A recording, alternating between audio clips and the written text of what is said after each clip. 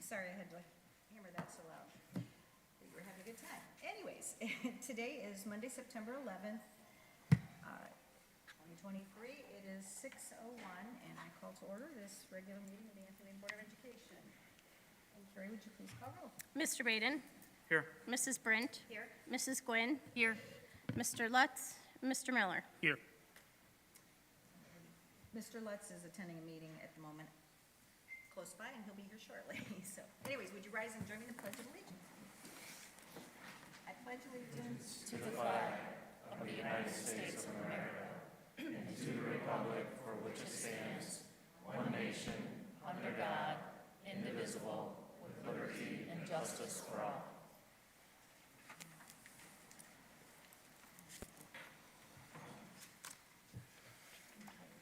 And as today is September 11th, it is the 22nd anniversary of the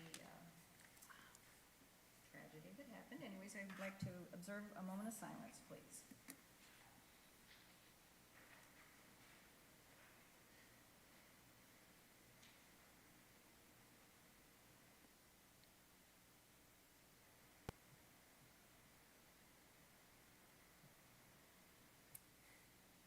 Thank you. A couple housekeeping things before we proceed.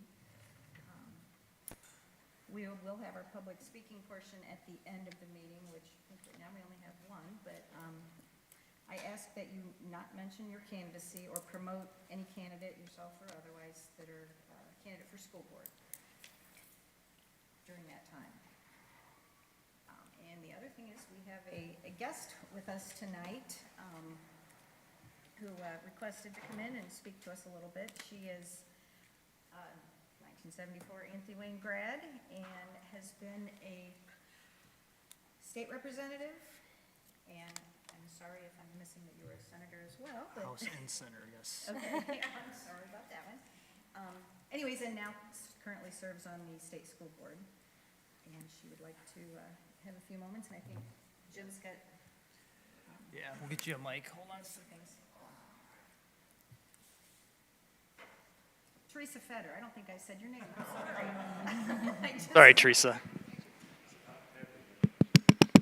There you go. Thank you very much for being here. My pleasure. Well, this is my hometown. It's great to be here. I haven't been in this building. This is my first time in this building as a state board, your state board member on the State Board of Education. And I've spent 22 years at the State House, so I kind of know where all the dead bodies are buried and why they did what they did and how things are going. And have really been a good governance representative, and I continue to be a good governance representative, transparency, accountability. And I think it's really important that as we move forward through these challenges in public education, we keep that in mind. But I want to thank you for the opportunity to speak. There's been a big change in the budget where the governor took away all of the constitutional powers from 1953's constitutional amendment that was placed in the Ohio Constitution, because before the State Board of Education, the governor had purview in his cabinet level on all education issues. And public education was very unsteady for decades.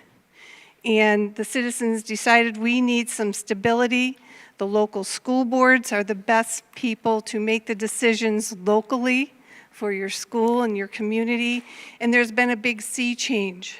So that's going to happen in October.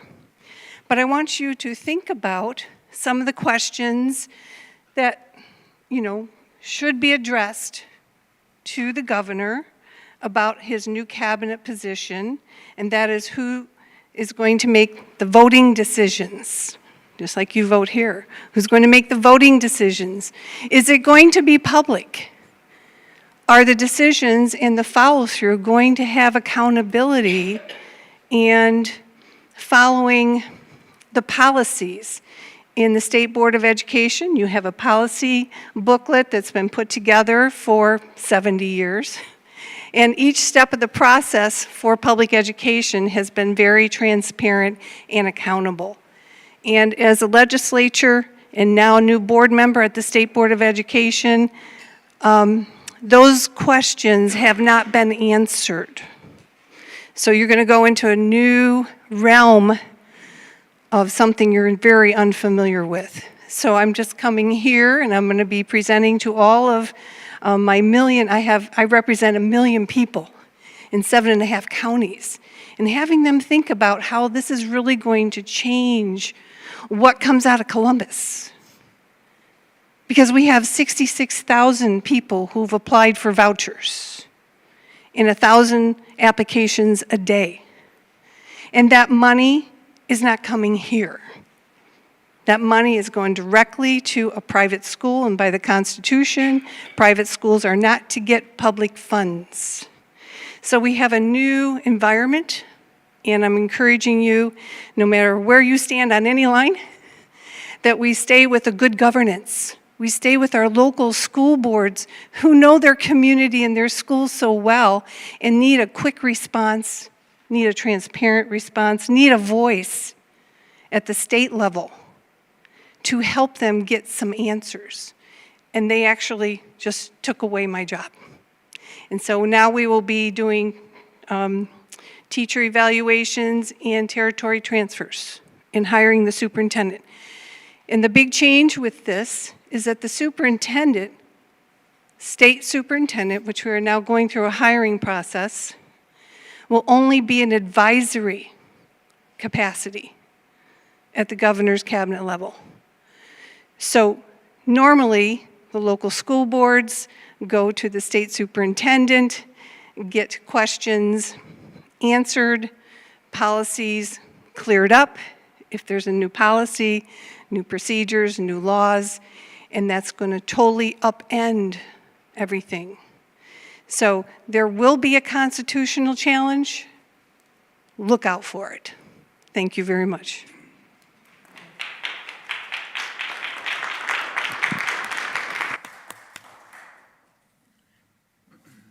Thank you for being here, Teresa, and for saying those words.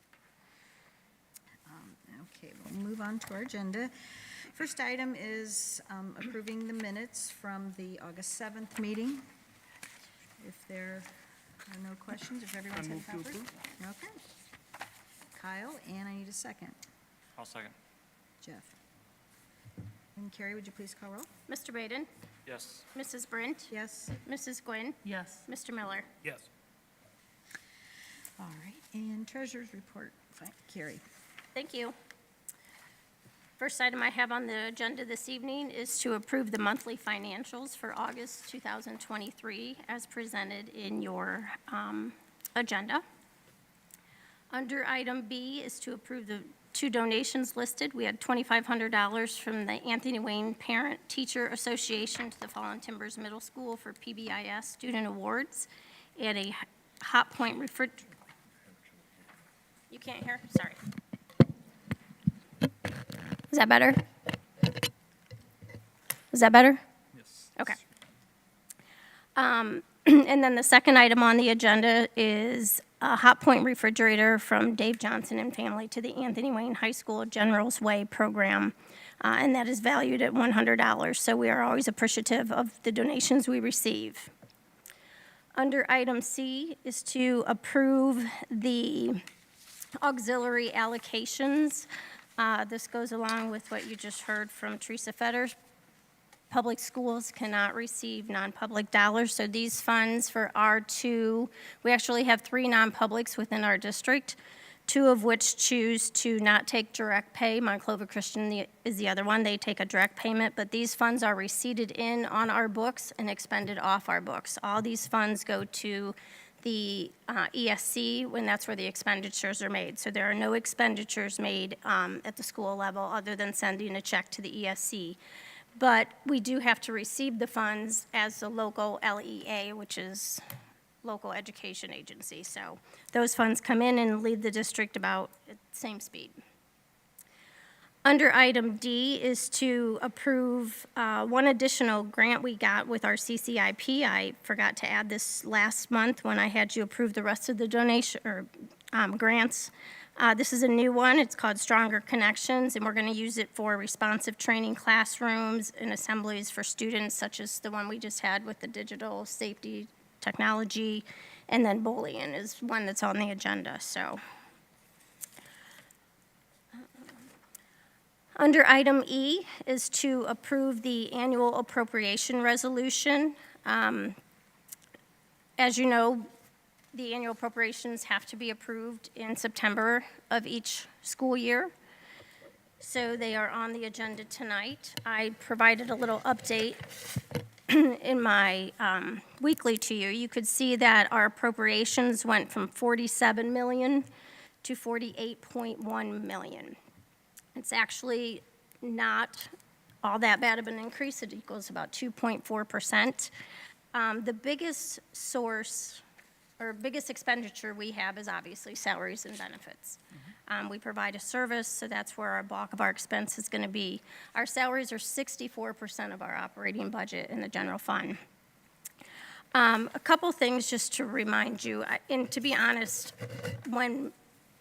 for this year with appropriations and doing salaries, we just negotiated contracts. We have a lot going on. Over the past few years, we've had all the ESSER funds coming in. So our appropriations should really be about 900,000 more, but due to the fact of taking advantage of attrition, which is maybe not replacing or filling a position, or when that position is filled, we bring in someone that costs much less than a veteran teacher leaving the district. So there's savings to be had there. So that's obviously a benefit. The other thing, if you remember, with ESSER 3 funds, and I think we have like 6 different ESSER accounts, but with ESSER 3, that was the big bulk of $2.7 million. That was when we earmarked $1 million out of that for the HVAC project. That HVAC project is still being completed. The board approved that in June, but we moved those funds to be funded out of the Permanent Improvement Fund because we felt that those services were still needed for our students.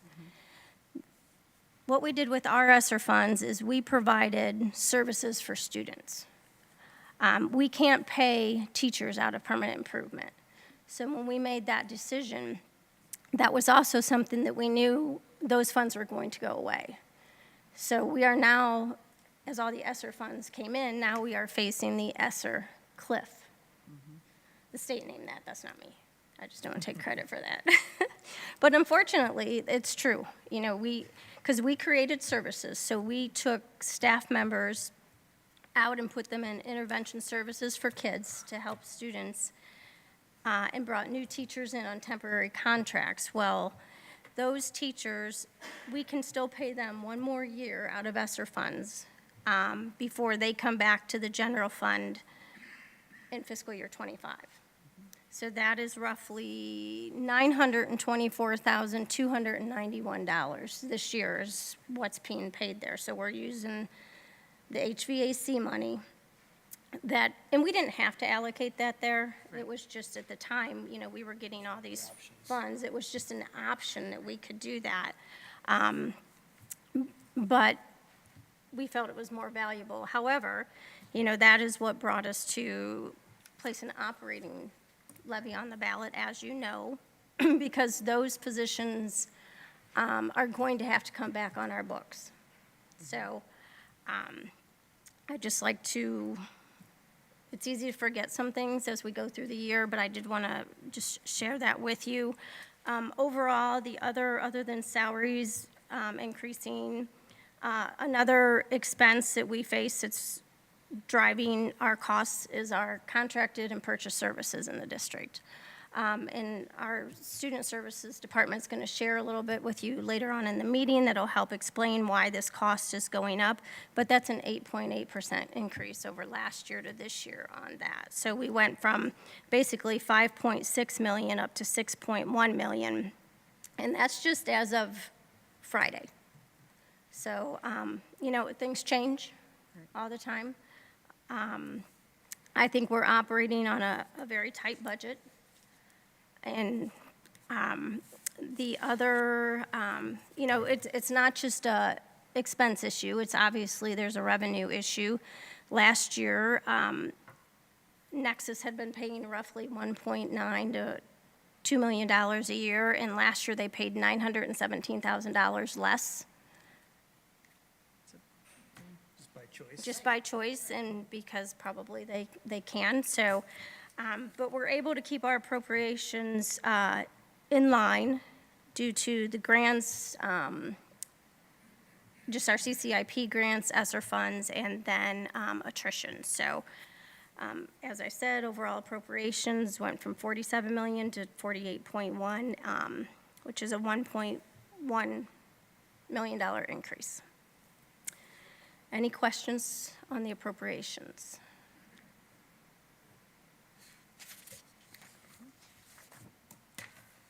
And I'll talk a little bit about that too in my section, when we get to that part, so. And I guess I will say this, we're retaining a lot of the intervention programs because they've proven to be very beneficial. Yeah, I would tell you, and I'll talk Yeah. about that.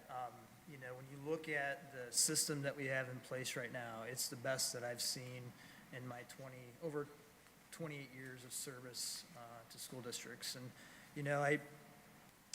it's a testament to the principals, it's a testament, though, to that staff, because they've really taken that program and molded it into something of high quality.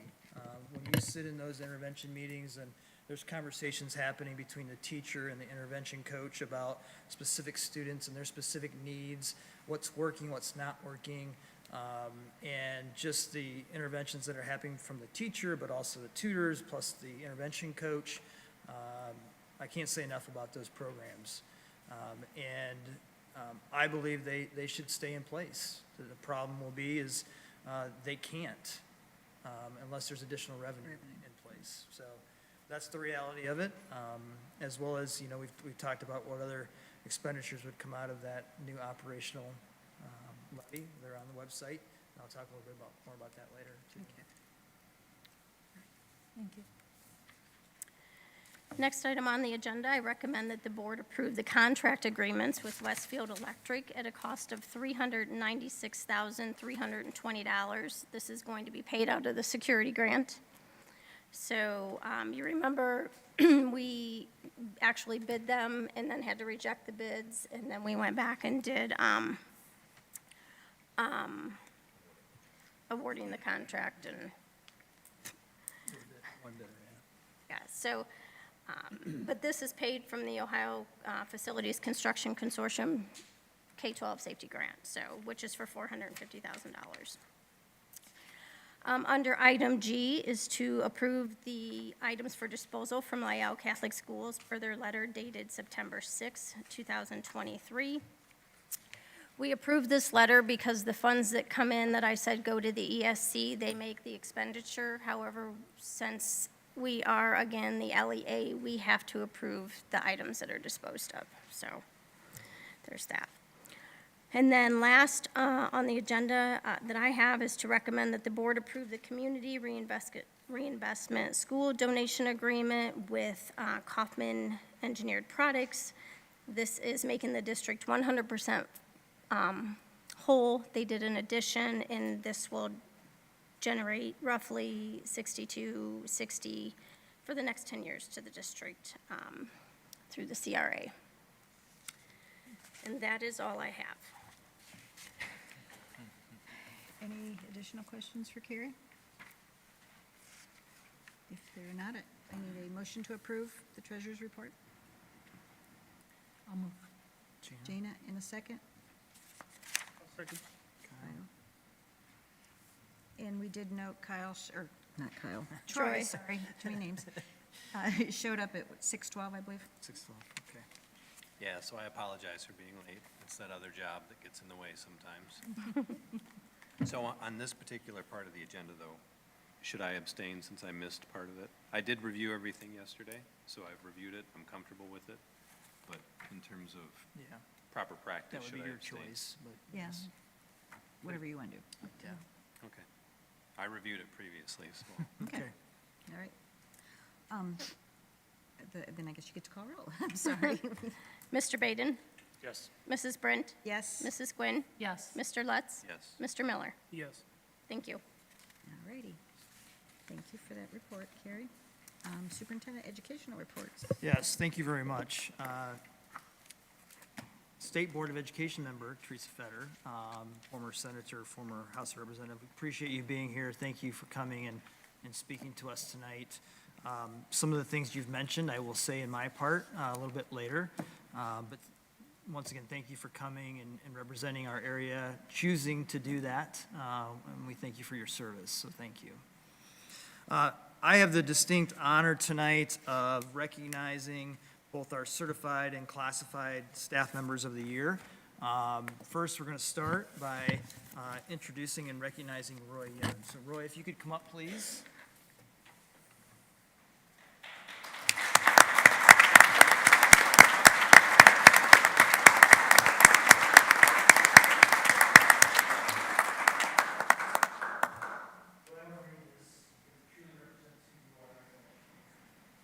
Contributions and commitment to excellence exemplify a portrait of general competencies and help maintain the local schools achieve its mission, empowering students to keep your way. Thank you for making a difference in the lives of our students and our school community. But more importantly, I'd like to say thank you for just the countless hours you put in, day out, not only your teaching that you're doing today, but working with our and all of our students within the local schools. It's been a tremendous honor to know you as an educator. I just can't thank you enough for all that you do for our students. Thank you.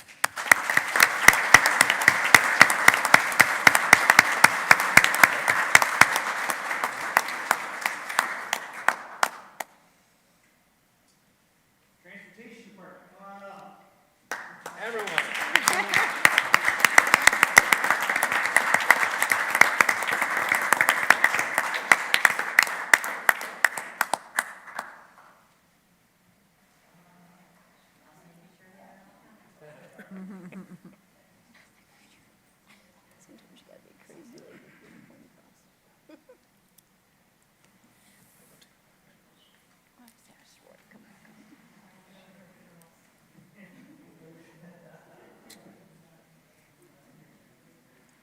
So imagine being in a bus.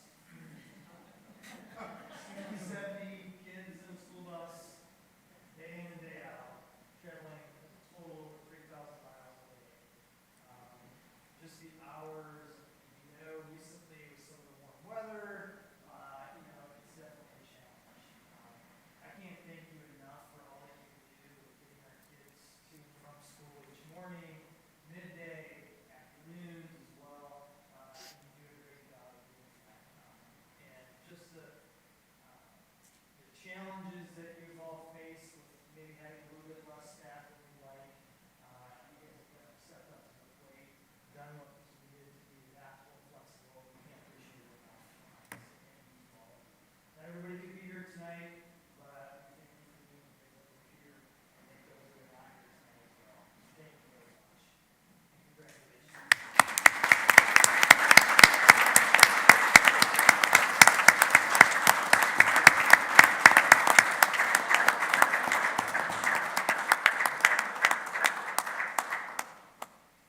I totally make it all easy, too. Didn't have to stay for the rest of the early mornings, for sure.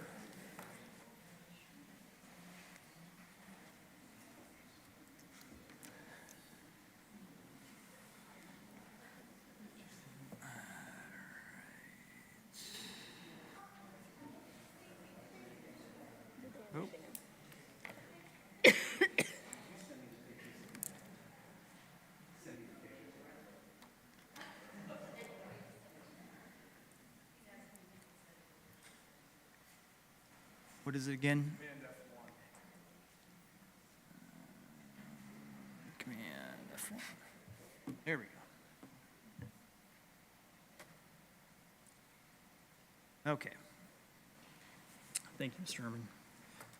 Okay, next, as I wanted to just make sure that we're all understanding where we're at and where we're going, right? We talked about when we approved the strategic plan last year that we would have ongoing conversations in regards to that. And so I want to talk a little bit about that briefly, and talk about how some of the things that we're going to talk about after this fit into our strategic plan.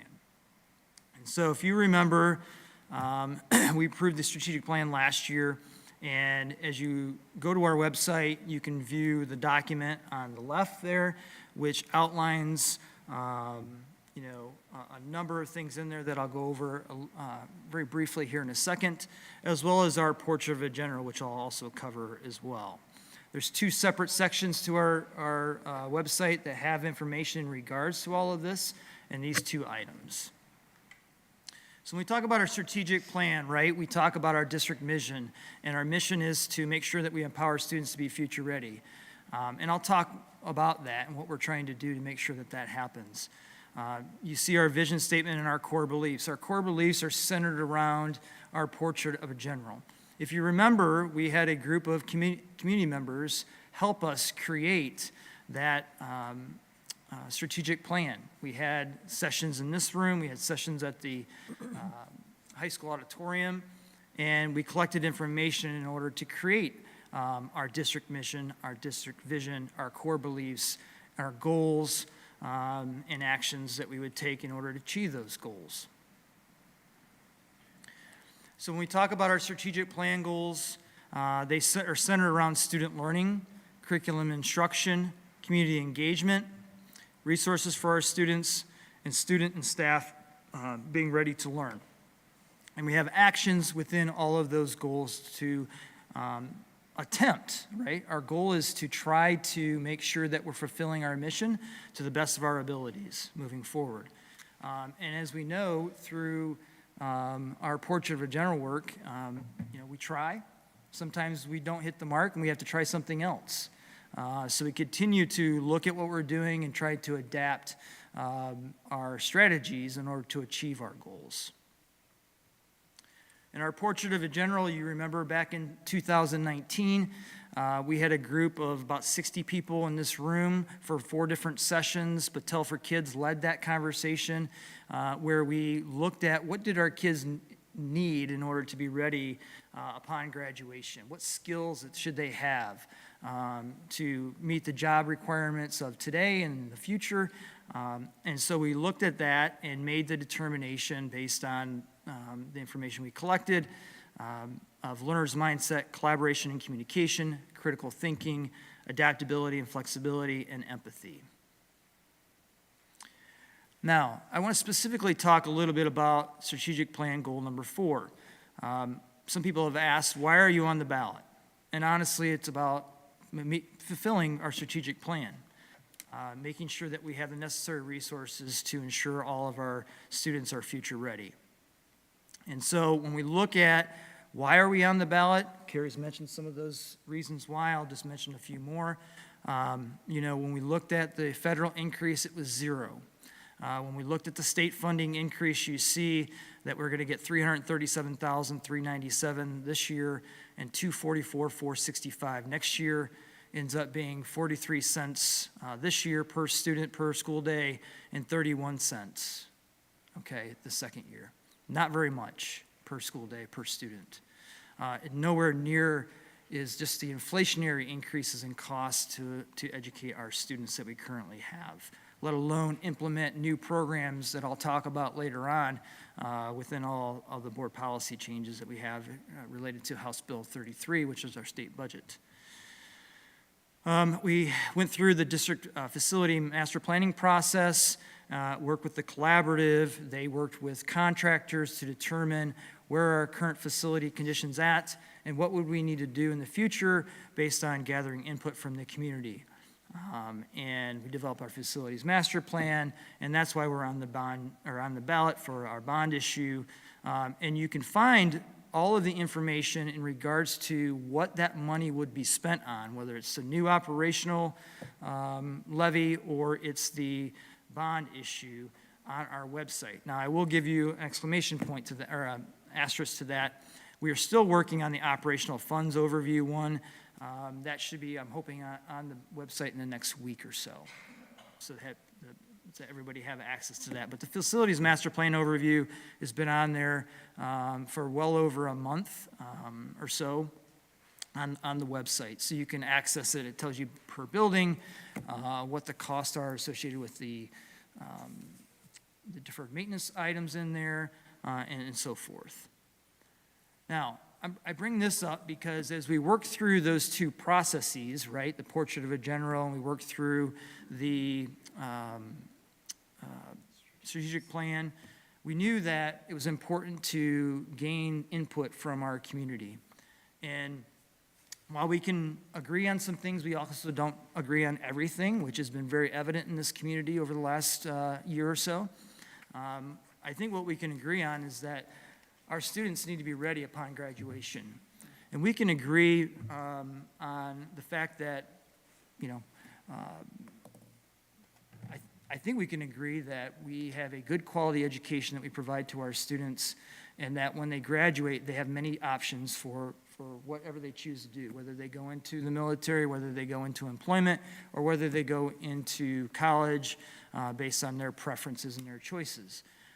I think that's evident in, you know, the scholarships that our students are receiving at record numbers, to the employment opportunities that they're having that they've not had before, as well as we've got actually increased numbers in going into the military, especially into the military academies. But I also would say that people need to talk with our graduates. Listen to what they're telling you about their preparedness, those that are going into those three areas, and find out whether they're prepared or not, because what I'm hearing is they are. And that's an important piece of what we do, right? We need to make sure that they feel that they're prepared for whatever they're tackling after graduation. But I also mentioned that what we've seen, especially in the last, I'd say, year or so, and especially even most recently, is we've got a community that's divided. We have some who believe that we're doing a good job and some that we're not. Some are who are using facts to describe their position, and some that are using misinformation. And I find that very unfortunate. I find it very unfortunate because I think it's extremely disrespectful to our students, our parents, our community, and the staff that work here. And I quite frankly think it needs to stop. Because unless you have data that proves what you're saying, then it needs to stop. Because it's not productive to anyone, especially those who work here, but especially our students and our parents. Because you're saying they're not prepared for what they're going to do from moving forward.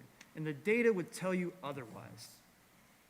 And I hope as a community we can respect that and move beyond that. You got data that you want to complain about something, feel free to do so. We'll listen and we'll try to work through that to do what's best for our students and our staff and our community. But if you don't, it's not productive, especially to those kids who are students in our community that are hearing that they're not ready for what their challenges are moving forward. And I hope people can honestly respect that, and we as a community can move past that and move beyond it, because it's not productive for anyone. So that's my soapbox for tonight. So one of the things I want to do next is, we talked about in our appropriations that we're seeing definitely an increase in purchase services, but ultimately, we're also seeing an increase in students moving into the district who have certain services that they need and require. You know, and I think it's honestly a testament in a good way to the fact that our two directors of special education have done a phenomenal job, along with our staff, of providing excellent services to students who have specific needs that need specific help. And so the next thing we're going to do is have Angela and Jennifer, our directors of special education, come up, and we're going to let them present.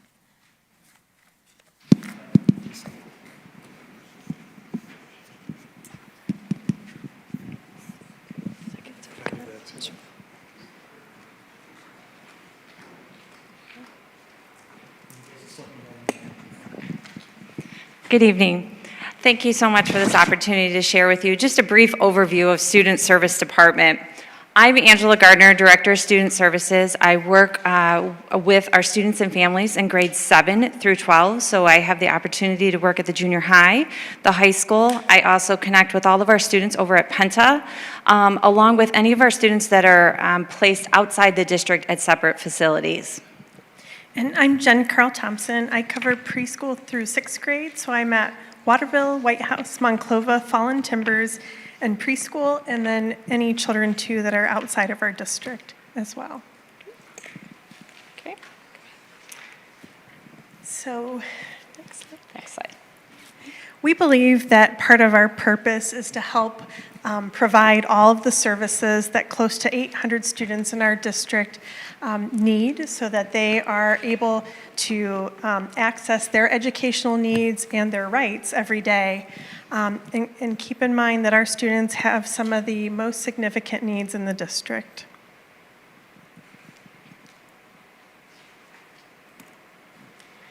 So currently, when we looked at our numbers, we currently have about 786 students that we work with directly.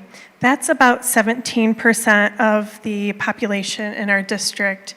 And we'll kind of talk about what those students' needs are. Okay, so about 14% of our students in our district are on IEPs. These are students who qualify under IDEA as having a disability, and then they require certain services for us to provide them so that they can access FAPE. Then we have about 3% of our student population on 504 plans, and this falls under the Americans with Disability Act. And these children also have disabilities. Their disabilities require typically accommodations so that they can access their environment. And then we have about 0.5% of our student population, about 24 students this year, who are learning English as a second language or a dual language, and they also have EL plans or ILP plans, where we have a staff member that works with them so that they're learning English and are able to access their classes. So with around 800 students that we are working with, we have quite a large staff that fall underneath Jen and ourselves. We have about 123 staff members that we are responsible for working with, that are connecting with our students, and that's equivalent to about 26% of the Anthony Wayne staff members. And this does include district employees and our employees that we're contracting with the ESC for. This next slide just gives you a little bit of a breakdown of our student service staff members. We currently in the district have 40 intervention specialists that are working with students. We have 40 special education aides that are in the classrooms that are supporting the teachers and students on a daily basis. 4 school psychologists that help with those evaluations in special education that have to happen for an initial evaluation, along with every 3 years a student needs to be reevaluated. Our preschool staff is 14 preschool staff, and all of those are currently staffed with the ESC. We're contracting with them for those staff members. On the right side, you'll see all of our related services. Some of those are Anthony Wayne staff, and others are contracted school services that we work with. Some of those staff members are connecting with students that just very unique needs. And so again, that's why we have those contracted services. We have 2 contracted nurses that we have to work with for students for medical needs in the district. And we also, you're just kind of taking a look there, teacher of the deaf, audiologist, all of those are a part of our staff. Just to give you a quick overview of what our continuum of service looks like in the district, our goal, Jen and I, as a district, is for our students to have an inclusive model within the district, but that is always based on an individual basis. And we look at the student, we look at their individual needs, and what are they able to access the curriculum, where's the most appropriate environment. We have some students with special education needs that are in the general education classroom, which we would call full inclusion. We have general education teachers, and intervention specialists working across the district in a co-teaching, co-model version. We have small resource room pull-out to support our students. In addition, we have 4 cross-categorical classrooms where I've kind of identified the buildings in which you would find those classrooms. In addition, we have 6 multiple disability classrooms and 2 autism classrooms. Last year alone, actually this year, we have added 3 new classrooms, which was 3 new intervention specialists and 8 to 9 special education aides to support the multiple disability classroom, the cross-cat, and our autism classroom.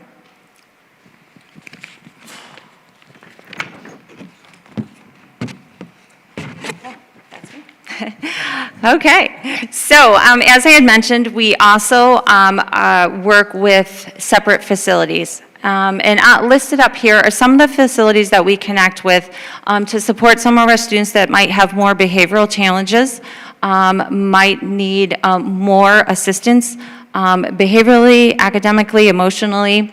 And what you can see up there is when we're working with those are very individual cases that we're working with our IEP teams on. And we're also then having to contract services in addition to working on transportation for those individuals, because these facilities are located outside of the Anthony Wayne District, so we need to also coordinate transportation. The 2 at the bottom, Jenna Cross and Sunshine Children's Home, are residential homes that are right within inside Anthony Wayne. Jenna Cross tends to have children that are foster placed into the home, which have needs that we need to arrange for here in the district. And then we have Sunshine Children's Home that has children that are medically fragile with significant medical needs, and how we're supporting and educating them. The district is responsible for coordinating that as well. So for preschool services, when I started this position, we had one full-time preschool classroom and 1 half-time preschool classroom, and now we're up to 4 full-time preschool classrooms. We are currently full with typical spots, so what happens with this situation is we have 128 students that will be in our classes, and we have what are 64 peers that are like your peer model in essence. All of those spots are filled now. And then we have 64 spots for children who have disabilities, and those spots continue all throughout the year to add. By the end of the year, we predict that we will be at 64 based on what our numbers are right now.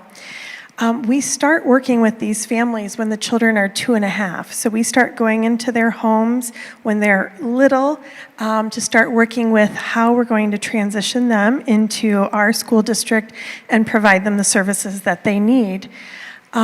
So what you'll see then, for part of this team, we have 4 intervention specialists who are dual licensed. They're also gen ed teachers. We have aides that are in those classrooms that are required by the state, and it's a ratio, so you have so many you have to have per ratio. And then we also have a school psychologist, a speech language pathologist, an occupational therapist that works with them, and then there's other related services that will work with our little ones. So then another part of our job is we have what's called John Peterson and Autism Scholarship.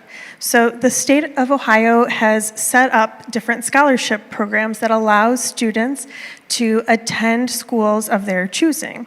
And so 2 of them are John Peterson and then Autism Scholarship.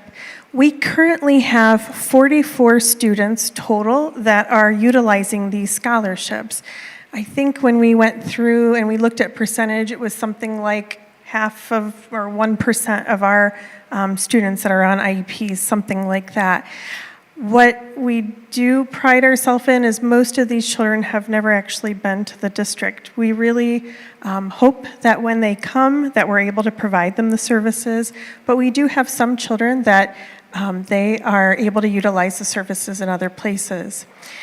We complete all of the educational paperwork for these children, so we're required to do the evaluations, we collect their progress reports, and we write their IEPs. We do have an intervention specialist that assists with those students, and we also serve as the district rep. When we have children that qualify for autism, the state sets the amount that they can, utilize for scholarship, and it's been around $32,000 each. It's not funding that we receive to the district. We don't receive nearly that much for our children with autism, but if they utilize scholarship, they can access the $32,000. For John Peterson Scholarship, these are children that could be anywhere from being identified as having a language disability, speech language disability, through autism disability, and typically on the low end, they will be able to access about $7,000 a year for services, and then on the high end, that $32,000 a year. Another part of our job responsibility is collaborating with those outside services. As Jen talks, she starts with preschool, which starts with those early interventions, Help Me Grow, and we're connecting with those outside services, also with Great Lakes Community Action Partnership. Those are at the younger age, and then we connect also with Lucas County Board of DD, Opportunities for Ohioans with Disabilities.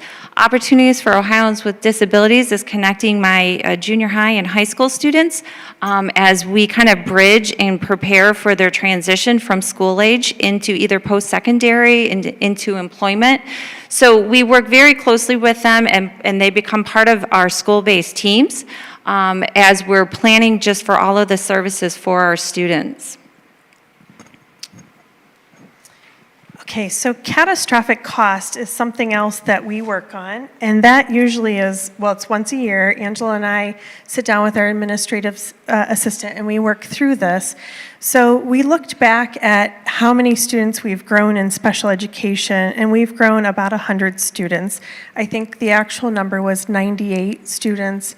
And so when we look at catastrophic cost, what this is the state sets a threshold for how much the district will pay out per student before we can try to recoup some of the costs.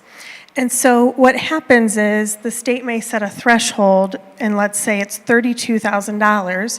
So the district pays out $32,000 for services, and then anything over that, we have the chance to recoup some of the cost. So to give you an example, this was a student last year that we worked on, one of our students. That student cost the district $101,975.81 to educate that child. So we worked through, we met the threshold, and then there's some other pieces that the state will say what the maximum amount is that we're allowed to try to claim catastrophic costs on. And then what happens is all across the state, all the districts are basically submitting to try to get some of the money that's in this pot. And we never know quite how much the state has or what percentage we're going to get back, but we apply every year to try to get as much as we possibly can back. So for this student, after the state ran through their numbers, we were able to get back $16,520.78. So that means that the remaining amount was paid for by the district. So you can see with adding 100 students, not all of them fell in this category, obviously. We have definitely increased our costs.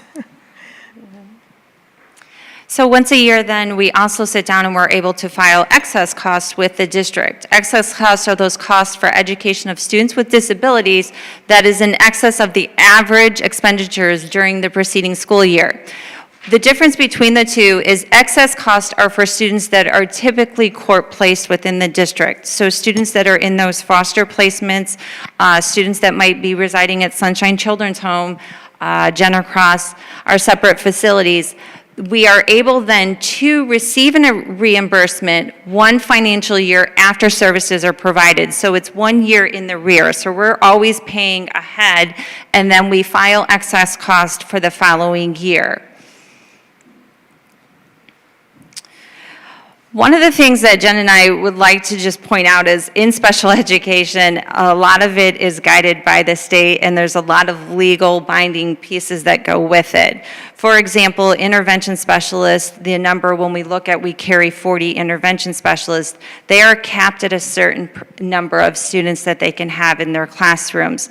So for example, in an autism classroom, it's 1 intervention specialist to 6 students. In our multiple disabilities classroom, it's 1 teacher to 8. So we're set by some of those guidelines and legislation that comes from the state. So as we're adding new classrooms to the district for our students with those needs, we also then, it increases adding our teachers and our staff in the classroom. Jen and I really take great pride in what we do for our student services. We love working with our students. We love connecting with our families. Our goal is our portrait of a general and working with our families and getting them through from preschool all the way to graduation. So we thank you for the time tonight to just share with you a little bit about our department, and thank you.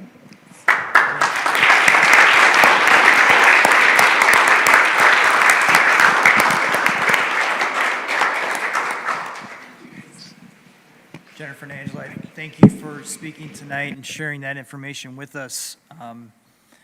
You know, it's always interesting when you start to look at the costs associated with things, but more importantly, when you start to look at the services that we provide and by the people who do it. And I can't say enough about Jennifer and Angela and the staff for what they do for students that are in need of special services, and they just do a tremendous job.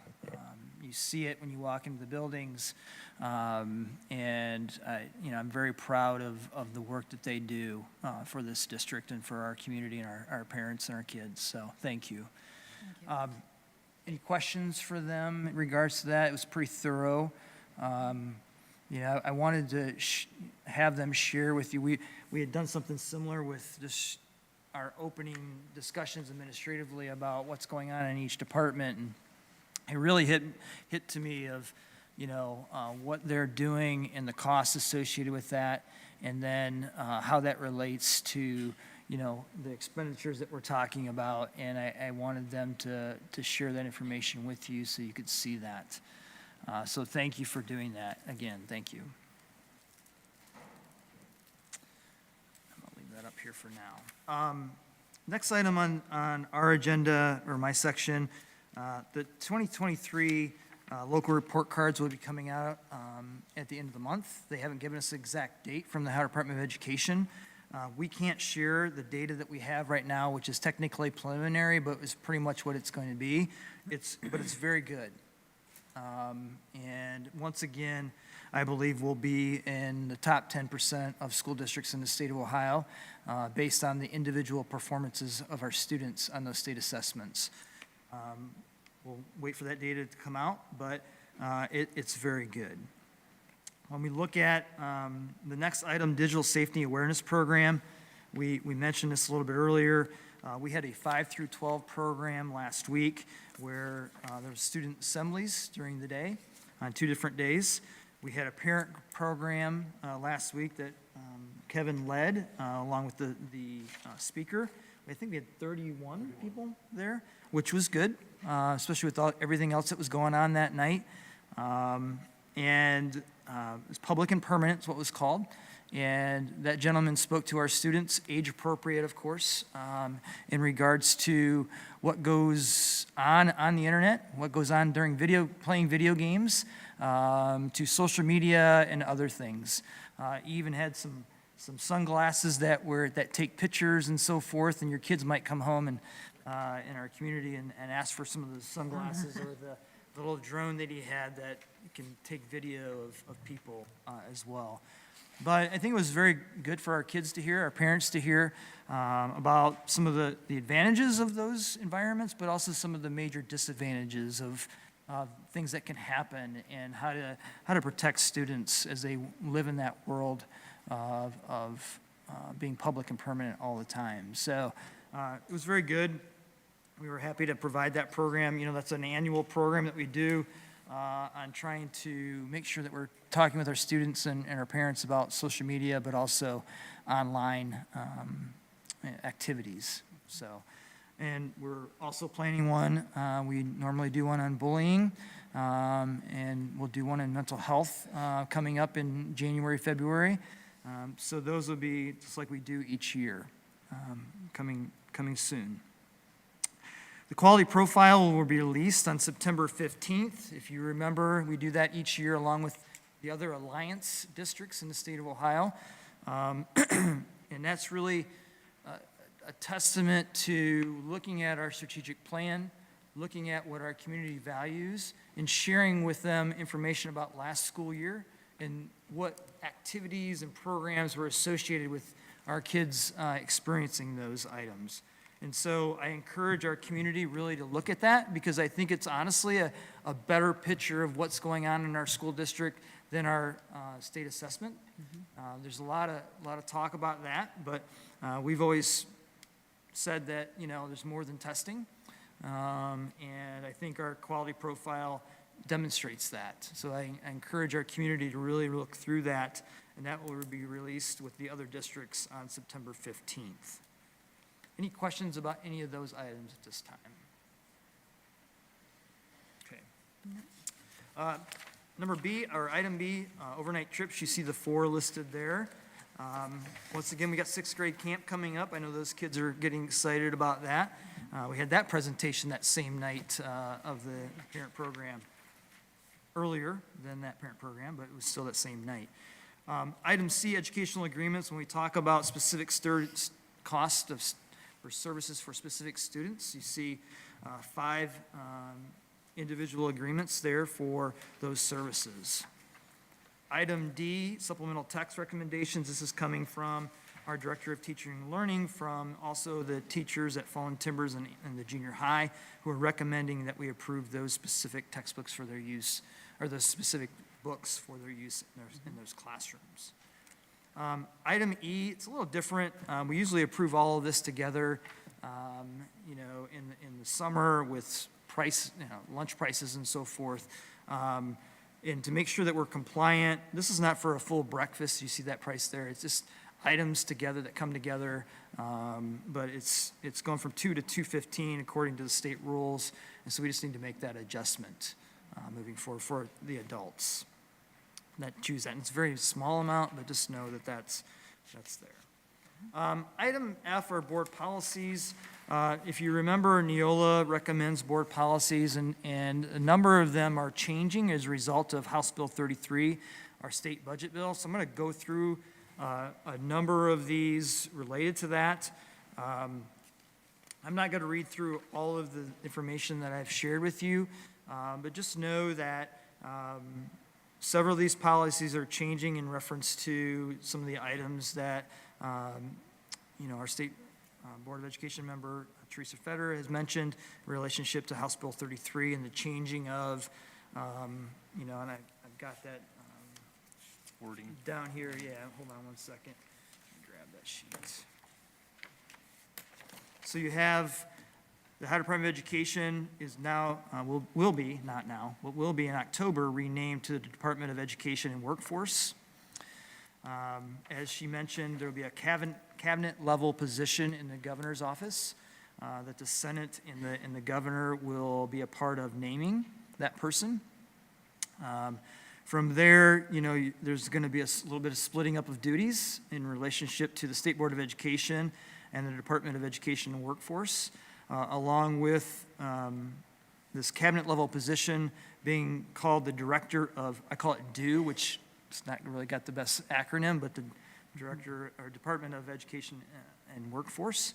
And then there'll be 2 divisional positions as well, one for primary and secondary education, and then one for career and technical education. So really, it's kind of dividing into 2 areas where the governor and the Senate will have somewhat control of what's going to happen through their chosen person and the 2 people below that individual. And then obviously we'll have the State Board of Education with certain duties, and obviously there sounds like there's going to be some challenges to that moving forward, but according to House Bill 33, that will go into effect in October. And there's some 90 days or so of overlap of making sure everything starts to work accordingly to the law. So we'll see where that goes moving forward. But I wanted to mention that to you in relationship to the fact of the next item, which is the resolution, but also in relationship to these board policies.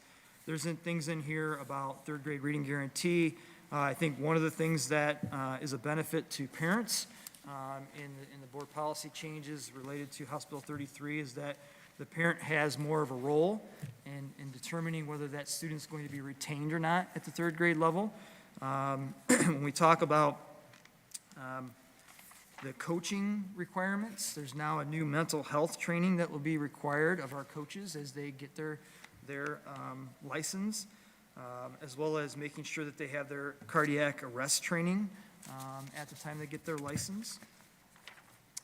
When you look at inter-district open enrollment, we do have some students who, and Mr. Herman can tell you this, that because of specific needs have to maybe not go to the elementary or primary building that they're living in, they have to go to another one, so we have to make that adjustment if it works with enrollment and so forth. So there's regulations and result of that. They changed some of the immunization stuff, but really, it's giving parents more choice in that process. Care of students with seizure disorders is something new. Those who have seizure issues will have to have a seizure plan. The nurses and others will work with the parents to develop that plan for each of those students. So that's something that is new that we'll have in the district. Board of Revision complaints and counter complaints. Carrie knows a lot about that over the years. And it's really just defining what that role is of Carrie in that process with the board. We do not challenge home revisions. We've primarily focused in on business and industry as needed. So that just kind of defines that in the board policy. One of the things that the federal government did was change requirements for nursing mothers, and this just gives them more freedom to nurse during the school day and with our employees, and so we have to work through that with those individuals who are affected by that. When we look at faculty security, facility security, one of the things that we had to do was list a number of items that we'd already do in our board policy to make sure our facilities are safe, whereas we didn't have to list it before. So it's just a different requirement. One of the things that is changing is school calendars, and it's not really related to the calendar per se, but it's related to the options that we have if there's a long period of time of closing schools due to diseases, hazardous weather conditions, law enforcement emergencies, and other items associated with that. But it used to be the blizzard bags, and now it's virtual days. We haven't chose to do that in the past. In the recent past, I said the last couple of years, because we have it already in our calendar that if we miss so many days, we're just going to start making those up in June. And so that is in the policy at this time as well as an option. Student records, one of the things that happened there was that House Bill 33 now requires student records to be transferred within 5 school days of the request. What we were seeing is that many of the private and charter schools were not transferring student records because the student may have owed fees or tuition, and they were refusing to do so. That doesn't help us with a junior or seniors trying to graduate or trying to get them classes, or us understanding where academically they're at. And so that law did change, and they're required to do that. But also on the other side of that, that also affects us because in the summertime, we're going to have personnel available at an increased rate, of course, of an expenditure to make sure that that happens within those 5 days. Transportation, some changes there as well in regards to the fact that one positive, but it really doesn't help us much here in this district, is we can transport 9 or less students within a school van for transportation requirements, to get them to a building or something like that, whereas before it was just for athletic events and field trips and so forth. One of the problems we found out, though, is we looked at purchasing maybe a couple more vans, and 6 to 9 months to get one. And then you're still going to spend somewhere between $40,000 to $45,000 on one that would meet the requirements of the law. So there's a bug up here. Sorry. So it does help us, but there's some issues there. And then there's some requirements in there about making sure that we're meeting our transportation requirements for parochials and privates and charters as well. Public attendance at school events, if you remember, we shared with you that House Bill 33 requires us now to take cash at all events like football games and athletics and other events as well. So now we have both systems in place. We could have waited until October, but we made a decision to start now in doing that.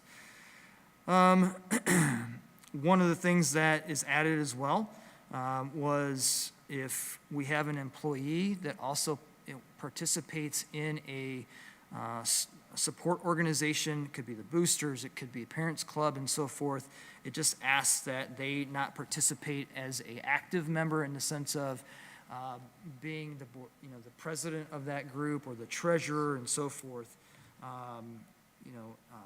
as a result of this language change.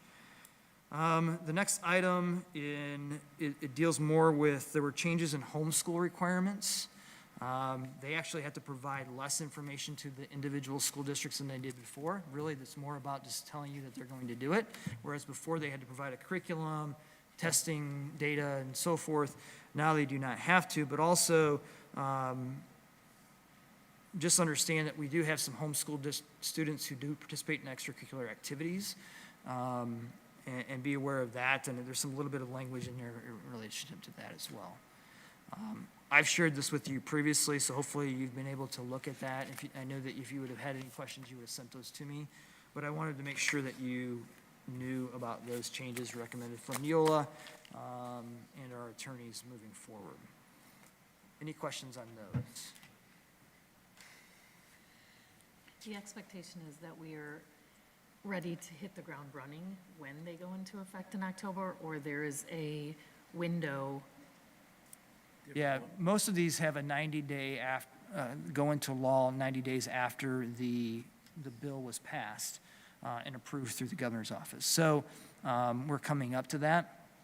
Most of these we already have in place in a sense of, once these are approved, they'll go into place, but also, like for example, the financial one of the taking the money and so forth. We've already started working on the seizure plans. That was the one I was thinking of specifically, the Plan seizure. doesn't have to start in October, but we have most of that, Okay, prepared to go. That was and they've- the one I and was- practiced in the past. okay, thanks. Yeah, one of the things I did was, because there were so many things that happened, we sat down with the administrators and just went through the whole list and said, okay, who's doing what, how do we get this accomplished to make sure that it flows quickly and gets done as we move forward. Thanks. Does the district provide like the cardiac arrest training for coaches? Is Yeah, that something that So. is provided, has to be provided? Yeah, the coach is responsible, or the volunteer coach is responsible for going through those classes. We give them access to those classes. It's all through basically what the approved classes are through, I believe, the Ohio High School Athletics Association for those classes. But they're required to do that in order to either renew and/or, because every time they renew, they have to do those again, and then their initial one as well. So. And it is time consuming for them. Yeah. Yeah. But it's a good thing. It is. And like I said, the mental health training is a new one for them. That wasn't there before. So. Okay, and then the resolution is related to what I mentioned earlier, because we have so many policies that have the superintendent of public instruction, State Board of Education doing this, and we don't have them saying now that the Department of Education and Workforce are going to do this, or the director of DO. So it's really just okay, the resolution's saying, okay, we're going to, once this transition happens legally, then we're going to update those policies moving forward. Okay? And so that's the next one on my item. So I would ask that you approve all of that, sorry, in one motion, unless you have questions.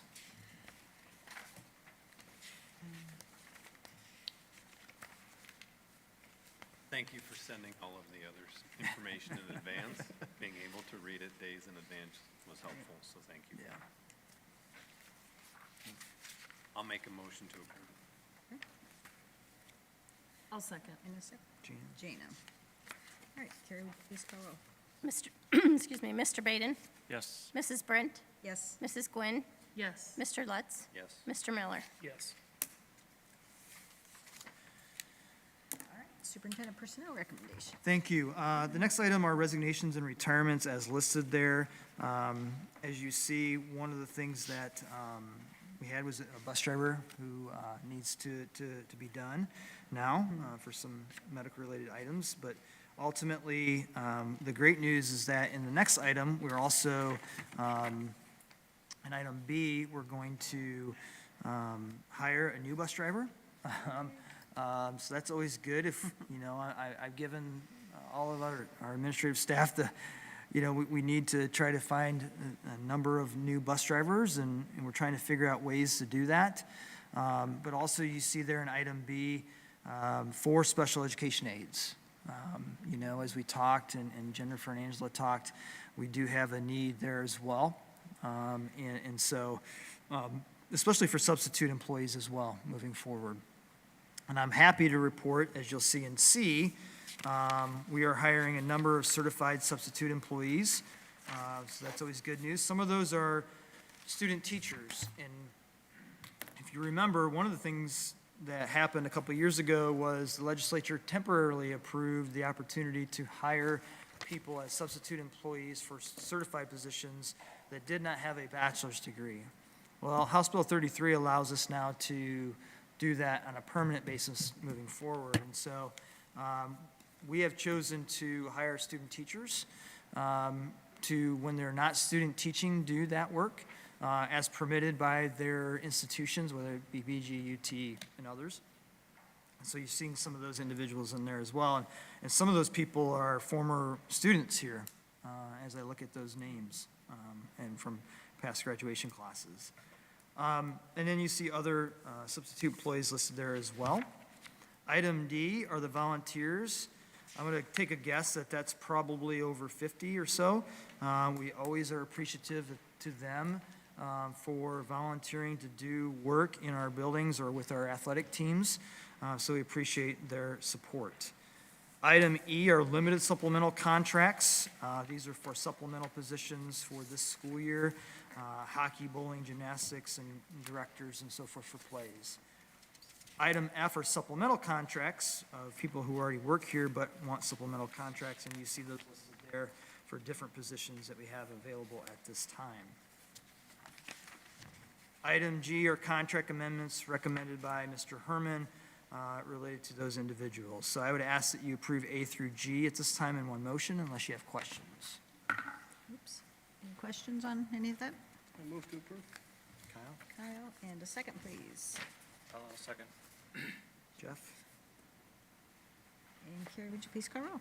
Mr. Baden? Yes. Mrs. Brent? Yes. Mrs. Gwynn? Yes. Mr. Lutz? Yes. Mr. Miller? Yes. Oops. Oh, that.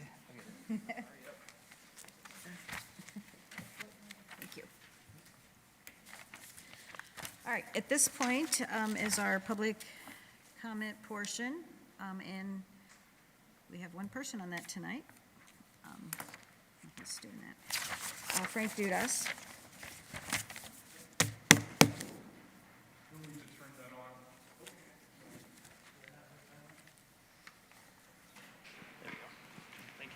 Timer? Look at it. Keep track. I had to call a few audible meetings today, so. Frank Dudas, 11850 Stiles Road. In the May board meeting, Ms. Brent accused us parents of bullying her simply for asking questions and speaking our mind about what we believe was right with the transgender bathroom policy. I find it shocking that she thinks parents raising concerns about what's going on in their children's school would rise to the classification of bullying. Meanwhile, Sarah Bellner recently put out a survey, and 40 of the 117 people that replied said bullying was one of their top concerns. And dozens have actually reached out to me and told me their bullying claims. Yet Anthony Wayne bully report for last year shows only 1 incident for the first half and 0 for the second half. Also, during the May meeting after Jim and I spoke about transgender bathrooms, Ms. Brent decided to go on a rant and lecture us about basically telling us that we didn't know Please, do not. didn't know what it meant to be a school board member. She referred us to the Ohio School Board Association website so that we could learn what it was to be a school board member. My recommendation to you, Ms. Brent, would be to go to the Get On Board Ohio website and pay attention to the conflicts of interest portion. Let's move on to funding. The voters of the Anthony Wayne School District have always passed bond levies. A bond levy is a property tax used to generate funds for construction, renovations, and deferred maintenance on school facilities. We entrusted the board and administration that they would use the funds that we provided them appropriately. The voters, in essence, have given all the money that has ever been asked for. So why are our buildings in such need of repair and upgrades? What happened to the money? The members of this board are responsible to the taxpayers to be accountable for where our money goes and to ensure it's being spent appropriately. Now the board is asking the community for $70 million plus, and not one person on this board can state that they walked down the work that needs done to the buildings to see if it really exists. If I was on a board, I would personally walk down with the collaborative to make them show where repairs need to be made to be improved and show the taxpayers the pictures of where their money was going.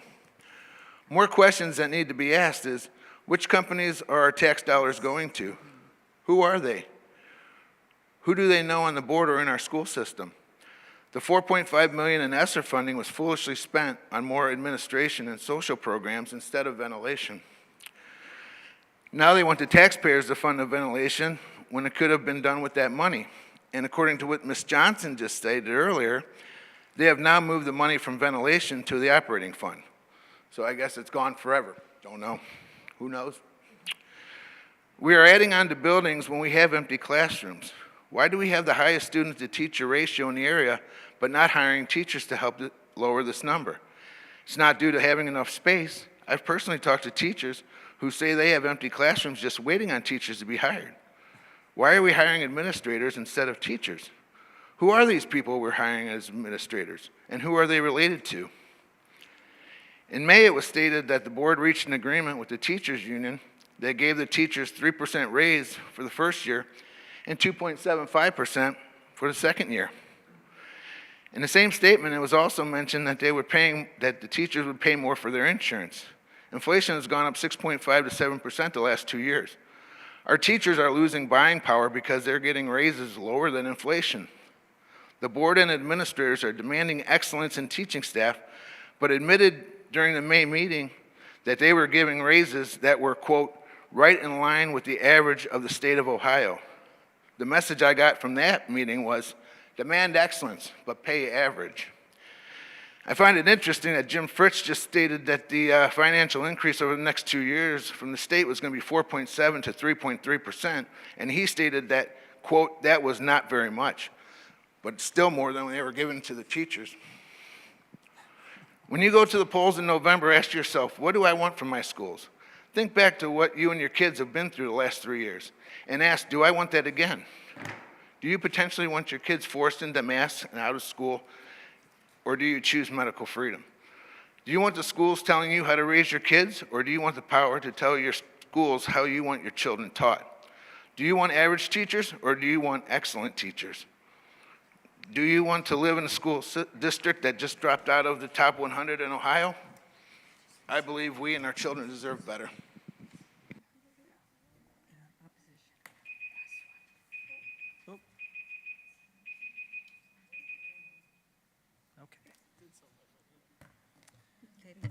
go and call. Yeah, Dr. Fritz is going yeah, hold on to a respond to second. some of those. Yeah. I wouldn't. I wouldn't. Frank, I know you've been on Facebook mentioning the bullying report. I would suggest you look up the High Revised Code. It requires that information to be posted. It's not about how many bullying cases we have. It's what's required by the state. That's what that report demonstrates, okay? Do we have more bullying cases than that? Yes. Now, there's also a difference between what bullying is reported as far as what parents want to be investigated and what they don't want to be investigated, okay? According to the law, according to board policies, it's related to the law. And there's definitely harassment that happens as well. And by definition, the bullying would be classified as one thing and harassment would be just classified as another thing, according to the state law. So we're required to post that information on there. And it was accurate based on what the state requires us to report. Simple question of that to us, I could have shared that with you, okay? The teacher ratio is incorrect. It truly is, okay? And I've heard this statement that we've hired more administrators than we have teachers. That's incorrect as well. We've hired, I mean, you can just talk to the six that they mentioned that we've hired this year, just intervention specialists, but there's so many more teachers that we've hired especially in the last 3 years, where we've hired 2 administrators during that time. You could say we've hired a 3rd administrator in our communication specialists, but that was filled based on not filling the administrative assistant position for the superintendent because that person retired. Open classrooms, I heard that you were complaining about that as well. I went through every one. I talked to the building administrators. We have 1 open classroom in this district, and it's at Monclova. So it's currently being used for storage. So I'm not sure who's giving you that information. I apologize that it's incorrect if it's coming from our district. I truly am. You know, one thing I would tell you is if you look at what the teachers were given or the classified staff was given based on the state average, I know you made comments about that, I'm told, it's a reasonable contract. Some of the percentage that you were talking, I think it's 6%, it's millions of dollars that we don't have right now. And it's not based on hiring a couple administrators, because it would never cover that. It's more than that. We would need more money than that. They deserve it. They do. They deserve more raises. And so does our classified staff. But we do not have the money to do that right now. I wish we did. And you can blame me or the administration for misspending and misspending ESSER funds, but really, ESSER funds had specific things that we could spend it on. One of those was the HVAC project. I know you disagree with how we changed that to the permanent improvement fund, but that was not done to hurt students, that was done to help students, those who needed intervention services, and we knew that that was the fund that we could use in order to pay for that at that time, because we didn't have the operational funds. We're probably going to be somewhere around $3.5–4 million at the end of this next fiscal year. That's probably 3.5 paychecks in this district. We should have a lot more in our cash reserves than that. And you can blame me for that, but you can also look at the state funding that's happened and the increase in expenditures we've had because of costs that we have no control over in relationship to things that we just talked about tonight and other costs as well. I hope that we can come together as a community and do what's right for our students, which I believe is we need additional revenue, whether that's through the federal government, whether that's through state funds, or whether it has to come from local community. I hope we can do that for our students. And we might have new board members, and they may come in, and you do want to do different things, that's fine. But it's still going to cost money, and we're still going to have facility needs. And you can remove me, but the next superintendent, if they know what they're doing, they're going to tell you the same thing. It's where we're at right now. I appreciate you sharing your thoughts, and I've always told you if you have other questions or you have things you want to talk about, I'm more than willing to talk to you about them. And I have said that same thing to you, and you've not contacted me yet. So,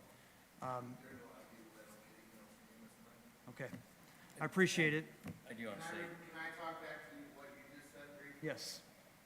One of the things that I'm looking at that I would like to do when we talk about bullying is transparency, right? We need, and I was talking to Mr. Harmon about this, we need, if we had to do levels, say slander, physical, electronic, something like that, we need to come up with a tier system to where we can be transparent to what's really going on in our schools. People are paying big money to come to this school system, thinking that there's no problems, and there are problems. And there, So I would like to be transparent, I would like to be transparent with where our spending is going. I'd like to be transparent on a lot of things, and I realize you guys don't have a whole lot of time because it's only one meeting a year, one meeting a month. But the people that I've talked to in this community want transparency. I mean, the things I've heard of paint getting poured down people's back, people being pushed, people leaving, and you and Ms. Fedora was talking about, you guys are talking about the voucher program. Kids wouldn't leave the school if you're putting out a good product. Basically, what you're saying is you want to get rid of capitalism, and you don't want kids to be able to choose other schools. Yeah. If we put out a good product, people will want their children to come to our school. and I believe they do. Because when They we do hear, now. yeah, when we hear from people who are bringing their students into this district, that's what we hear. They want to be here because they want their kids educated here, and they want the quality of the programs that we have for our students. The realization that bullying and harassment happen in schools, and it should not happen. And we try to do things to prevent that. We do. Our staff does, we have programs for that and so forth. Can we do a better job? We always can. and Jim, I'd like to touch base on that for a minute. I did talk to Frank before the meeting, and I do think it's important that people understand a little bit about the process that it's gone through in order to determine what is actual bullying and talking about the definition of bullying and stuff. And we did touch base about that. But just to share a little bit, I did go through after hearing some of the concerns as well, and I'm responsible for the report. I will share with you that in this past school year, we had 64 students that were either put in in-school reassignment or they were suspended due to a situation with another student. So some type of incident. Now, somebody would say, well, that was 64 issues, 64 bullying issues. That is not, just because there's a situation or an issue, it's not necessarily considered bullying. There's a definition for that. Now, I would like to share with you, if we had 64 of them that were either given discipline of a suspension or of an in-school reassignment, we probably had double that of situations that were handled within the buildings, which we would call like kids not being nice to one another, or having a situation where kids are not being kind to another group of kids or so forth. But that doesn't truly fall under what is considered actual bullying. I will also share Depending on with the you. individual issue. Right. Well, what I'll share with you, though, is that when there are these incidences, all 64 of those people, parents have been called, the schools contact, and probably the incidences that aren't listed within the 64, the more than that I was sharing, there's probably a good chance that those parents were called also. And if a parent happens to call and say, I want a bullying investigation done, the school's responsibility is to say, okay, here's what a formal bullying investigation is. We need to know what it is that the complaint that you have. We are responsible to make sure that we inform not only, the person that's making the claim, but also to inform the person, the family that the claim's against, that's being sent that the individual is a bully. And we will ask, would you like us to do that formal investigation? Many times they may say, we just want it taken care of. Maybe it's not bullying, but it's still our kid's unhappy, our kid's frustrated. Okay, we need to take care of that. And I want you to know, I want everyone to know that we do take care of that. Now, again, are there situations within a school system? Are there situations on our playgrounds, on our buses, in our schools, where kids are having difficult times with other students? Absolutely. But then, what we are required to report is the number of, through these investigations that we've done, after a parent says, yes, I'd like an investigation done, you go through, you do the investigation, you find out all the information, and then you determine, okay, does it fit this definition of bullying? And if it does, and then you respond back to the parents or the families that yes or no, it does not, and then it's recorded. If it does, that's what we're required to report. I understand that you would like additional information. I would share with you, I'm very open at any time to talk with anyone concerning how that report comes to be, to try to give some type of satisfaction, just to make sure that people understood. It doesn't mean that we're just saying there aren't any things happening. We did add on the last report, the last semester, we added the number of investigations that we did so that people, for that semester, so that people would understand that. I believe that total last year, like I said, we had 5 formal investigations done. If you look throughout that, that was for the second semester. I believe that we had 2 formal investigations done the first semester as well. And I believe in the first semester we may have found that 1 happened to be bullying.